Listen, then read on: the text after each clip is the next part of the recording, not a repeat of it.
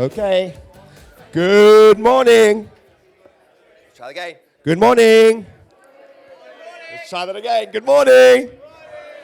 Good to see you all. Thank you for coming. Have a seat, have a seat, have a seat, have a seat. So what I'm going to do is I just want to rearrange tables a little bit. So back right-hand corner, Annie. Actually, there are a few more people. Okay, we'll do it a little bit later. Good.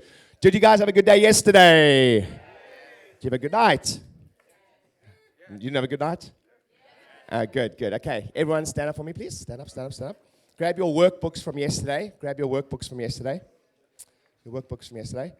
I would like you to go get in. Actually, just do it at your tables where you are, but remain standing. What do you have to do? Remain standing. I want you to grab your notes. The person with the longest hair, go first. And I want you just to do a review. What's it called? Review. I want you to run through your biggest takeaways from yesterday. We always do this. Every single event. So go and just keep going around the circle. Don't stop talking. Don't sit down. Those are the only instructions.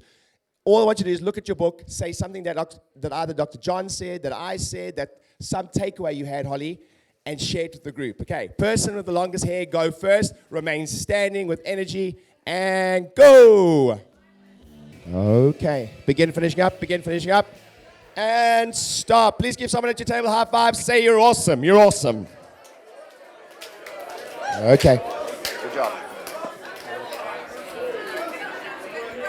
Okay, good job.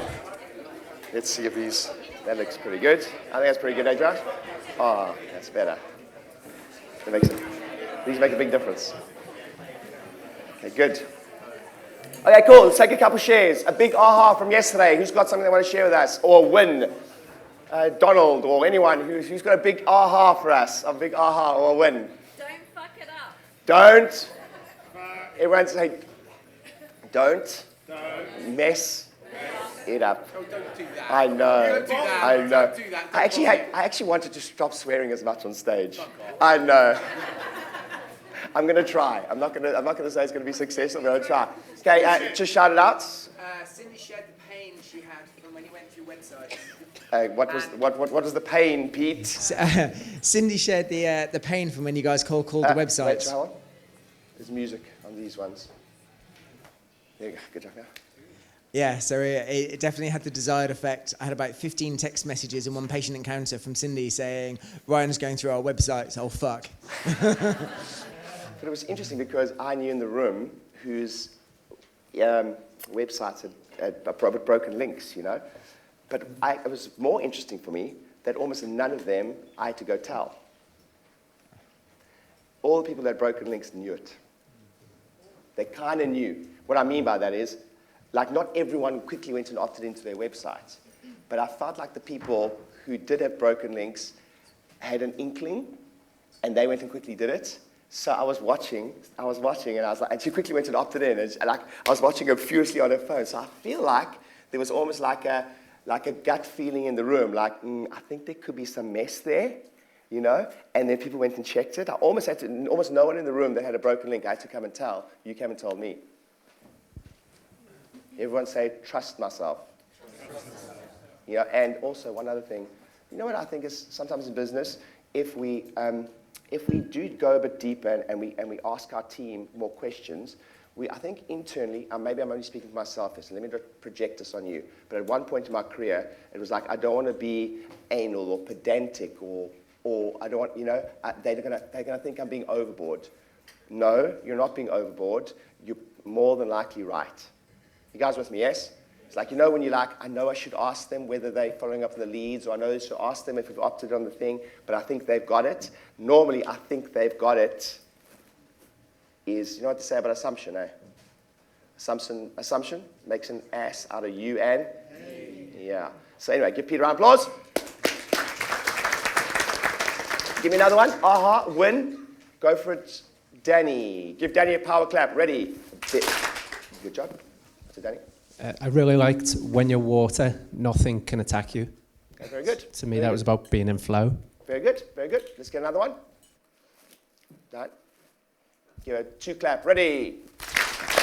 The universe rewards you when you give yourself permission to do what you love. I Very like nice. that. Very nice, very nice. Another one? Jason, let's give jazz hands. Ready?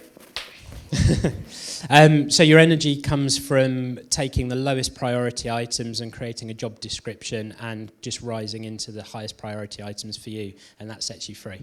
Yeah, very nice. The only thing with when John teaches that piece, I think there is a missing piece that he teaches there, is when you do the highest priority to lowest priority, I've done the exercise, but it's the ability to be able to build a team to take care of the lowest priority exercises or outsource appropriately to agencies or whatever it is. Like he's got people too, we've got people too in our business. For example, a lot of our campaigns in Infusionsoft, we have an agency that we work with full-time we've got a full-time Infusionsoft person who builds out all our Turbidile and stuff like that. We've got him on, one full-time in that business. So he's part of our team, although he's a contractor with us, he's like part of our team, right? So that's one way we get rid of those tasks that can easily be delegated within our agency, But I think some part of the teaching is missing there is how do you build a team or find the right people to do that stuff. You guys with me, yes? Okay, let's have another one. Okay, let's go the Javi first, and then we can pass the phone to Trish. Let's do 2 clap. Ready? The more people that you meet and greet, the more people you treat. Oh, I love that. I love that. Good job, Trish. Let's go power clap. Ready? So the part about being outside of your comfort zone, but just enough that you don't feel too much of the pain, but enough that you take action on it, that was like a different spin on what I've heard about being outside your comfort zone. That already taken action on it this morning before we got here, so that was amazing. Good job, good job, good job. Last share. At the back there, Austin. Austin. Austin definitely deserves jazz hands. 1, 2, 3, go. A big takeaway was the note I wrote: money circulates through the economy from those who value it the least to those that value it the most. Very good. Give yourselves a round of applause. Okay, cool. So we've got an important piece this morning. As I say, 4 things that I've kind of come to learn that people always ask me, like, at the beginning of my career, people asked me who made the best associates. And like I kind of summed it up as the person that's the most certain, that has the most energy, and has empathy. So certainty, energy, empathy. People did really well if they had those things. And then when I started thinking about like this group, how did I start helping practices? The first thing I started doing was helping them get new patients, get new customers. Next thing I started helping them to do was just whether it's price rise or some basics around sales or conversions or day 1, day 2. The next thing we started working on a little bit was financial literacy, and that's been a big game changer for myself and my career, and then a lot of other people, right? And then the last thing was, and probably my very first coach said to me, in this environment, he said, they'll come for the strategies you teach them in the beginning, but they'll stay for the leader that you help them to become over time. Okay? They'll come for the strategy you teach them in the beginning, but they'll stay for the leader you help them become because they have to be that leader to build their team around them. So the one thing, there's good news and bad news. The one thing that I see, there isn't necessarily a blueprint, there isn't necessarily a checklist, there isn't necessarily a quick fix guide. There's no swipe and deploy for this shit. This is like asking someone, how do you be a good parent? It's all of it. You guys with me, yes? It's like, how do you become a good parent? One way, I'll tell you that is one tip I can give you for being a good parent is don't poke your daughter in the eye when she's on stage.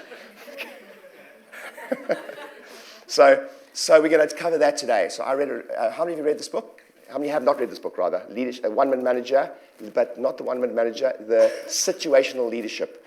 I'm going to go to that book in the next hour and a half, a little bit, and teach you some strategies from that. And I do think that you'll be all better managers and leaders after that. So, are you ready? Yes. Cool. Let's do the slides. So, in the book, they talk about kind of 4 types of people in your business, right? So, I'm going to summarize this for you. So, this is on page number 15. So, take notes. You will need to take notes here. So, the first type of person that comes in your business, they call a D1. This is when someone starts in the business. Okay, let me say this. It's called situational leadership, and what it's addressing is that every single person has a different way of management that you need to manage them at different times within you. Okay, one more thing. Everyone's got a different management style.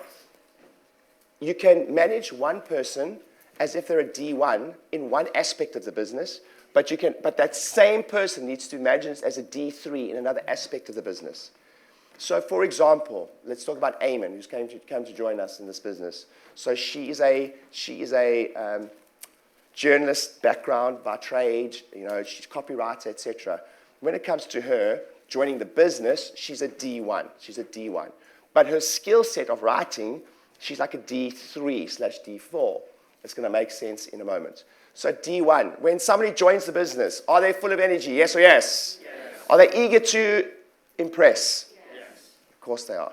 So we call these people enthusiastic beginners. Enthusiastic beginners. Write that down.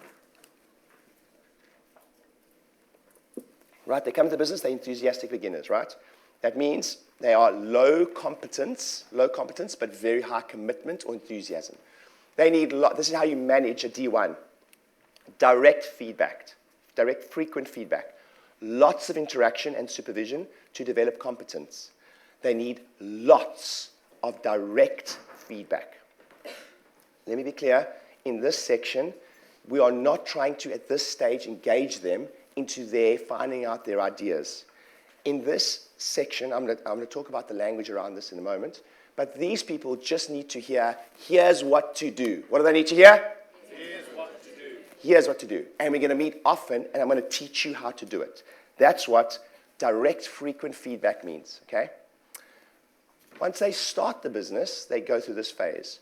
And typically what happens is, we think we have our onboarding systems, we script them, or whatever it is, and then we're like, they should be fine. But typically what happens is, they move to phase 2, and they become a disillusioned learner. A disillusioned learner. So a disillusioned learner is someone who has some competence. They've started to learn the scripts. They've started to know more about, the business. But they have not high commitment, low commitment. It's that person that's been with you like 3 months, and they're going from 3 months to a year. They maybe, and I think this is part of it, maybe the shitty things about the job are only becoming apparent now. Okay? I have switched my interview style completely. I start my interviews with, I would do a normal interview process. In the interview process, I go, hey, I think that most people do interviews wrong. Most people try to put their best foot forward to entice the person to come to the business. I'm going to do the opposite. I'm going to tell you about all the shitty things.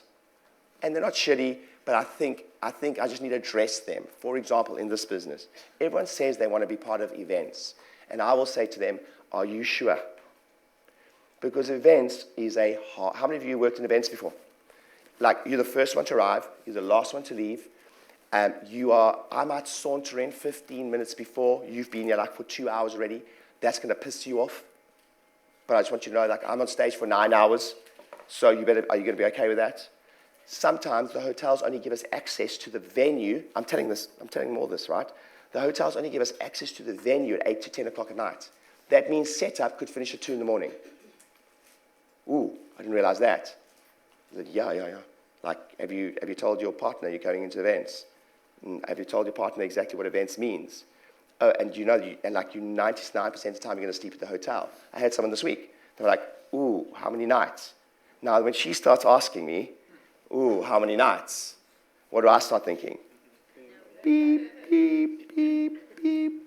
Because she didn't really understand, right? Then I said, also, I'm in consulting, which means I consult when other people can come. Like, chiropractors make really good money in the day, so it's difficult. Like, I will do evening calls too. So I go long. I can be on the calls till 11 o'clock at night. Wow, really? Yeah, 8 to 11 o'clock at night sometimes. And I go long. Are you sure? Are you sure? And there's, but how many nights? I'm like, it can be a lot. Sometimes it's twice a week when I'm doing New Patient Avalanche, or twice a week. So it'll be 6 hours from 8 o'clock in the evening. It's late. And in the morning, you're still expected to be there. And I need some help on those calls, so not all by myself. Are you sure? Then I'll say this. I'll go, also, I don't know if you've worked with entrepreneurs before. I'll be honest, I'm a bit of a nightmare to work with. They're like, no, I run multiple property businesses, multiple businesses in this business. You might find it quite frustrating to get hold of me. I've got a young family. I'm traveling around the world. I can be at events. They call it, I always say this, I say special operations. My line is, the number one thing I need from anyone in operations is no drama. There's only room for one drama queen in this business. Like, there's only room for one drama queen in this business. And it's called lead singeritis for a reason. Lead singeritis. Like, I can be very, very pedantic and overboard at an event, and that's why we run a world-class event. I'm like, why is that like that? I just went to the back now, asked Josh, and I was like, why is no one in the room would have even noticed, but the lighting was a off-white. It was slightly purple. I was like, why is it like I changed that? You know, like, I don't let that stuff go. And obviously our events can always get better, but in the world of events, we run a world-class event, right? Some of you came to me last night, and you were like, it's just outrageous what we've experienced here. Everything from the tote bags to the everything. So we are very pedantic about that. And if my team are not performing like they should, for you guys to get the performance, I will tell them. And sometimes I will shout at you at an event, because up here I've got a lot of pressure. You with me, yes? So I just need a quick information fast. You can't take offense to that. Sometimes I'll be very short with you at an event. I'll tell you off, but I love you, but I just need to get the message across fast, because there's people in the room that are way more important than me and you, and that's our customers. Are you sure you can handle I don't say the word aggressive. Are you sure you can handle extreme feedback often at an event? By this stage, what are they thinking?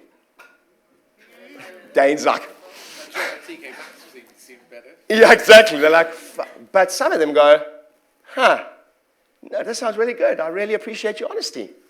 I'm like, yeah, cool. I'm just telling you the truth. That's what it's going to be like. Now, I just want to I want to air all the dirty laundry. So I think we avoid a little bit of this because I address the fact that it's going to be hard, right? But these people, this is where I think we drop them, right? They still need direction and feedback.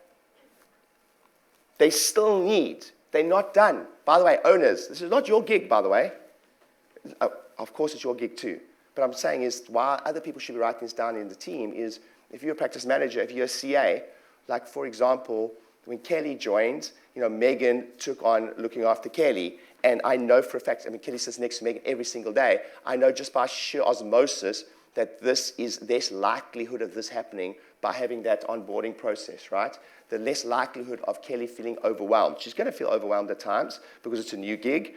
And like these are hard to run with all the food and all those type of things. But because she's had someone holding their hand the whole time, it changes a little bit. Here, I'm not looking after their feelings yet too much. I'm like, hey, you need to just listen and you're going to be great. But you need to set those contexts, right? But here, I am starting to go support and acknowledge. So I want to start building their confidence here. I'm not building their confidence there. I'm just telling you, here is, as long as you set context, that I'm going to give you lots of feedback and exactly how to do it, right? And I'll tell you how to communicate that in a moment, okay? Now we start saying things like, I also want to hear some of your ideas. I want to hear some of the ideas you have, right? I want to start involving them. I want to start listening to them, getting their ideas. I'm not saying that I'm going to give in to every idea they have, but I definitely need them to start realize building their confidence and acknowledging them here way more, because this is where they don't need it as much because they come in the job of gung-ho. And they're like, yeah, this is exciting. When I make a change, it's going to be awesome. But it's here where we drop them, right? Then they move to capable but cautious performer. Capable but cautious. Okay, they have moderate to high competence and variable commitment. I'll tell you, they don't need much direction here. They know the gig. Okay, they've got skills, but support is necessary. Okay, most of the support is, hey, I'm here. Let's meet. I'm going to show you the communication items in a moment. But the wording around here is, hey, should we meet regularly to brainstorm? Let's brainstorm here. This is like we're bolstering confidence and motivation. The meetings here are more, you've got the gig, I'm just here for you to use me as a sounding board. I'm just here for you to use me as a sounding board. Let's brainstorm, right? I will often say, whether it's Dan or Megan or some of my senior team members, I will phone them and I'll say, hey, I just want to run something past you. Right, hey, I just want to get your feedback on something or your opinion on something. So this is where someone starts going, this is where someone starts going, actually, I think I'm actually better than I thought it was. I think I'm better than I thought it was, actually, because Ryan is like engaging me in that conversation. It's a brainstorm. It's very mutual. Let me hear what you think. Let me hear what you think. No, should we do that? No, should we not do that? Okay? And the goal is to try and get someone to a D4. A D4 is self-reliant achiever. High competence, high commitment, right? In this level, they're willing to work on a project with very little directional support, okay? This is where a Dan is with the agency. This is where a Megan is with the operations. Very little support, very little feedback, but they know that I'm here. And the communication here, very important.